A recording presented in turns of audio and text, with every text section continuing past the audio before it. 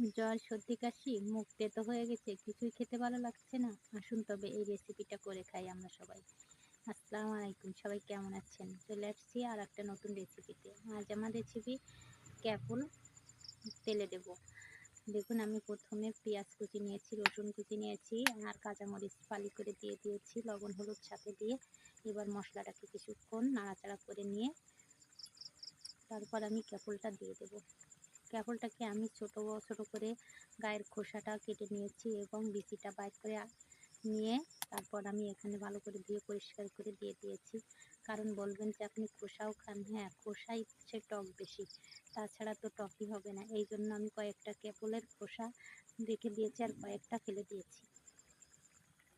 দিয়ে আমি ভালোভাবে ক্যাপলটাকে কষিয়ে নিয়েছি। নেওয়ার পর আমি এখানে সামান্য একটু পানি দিলাম।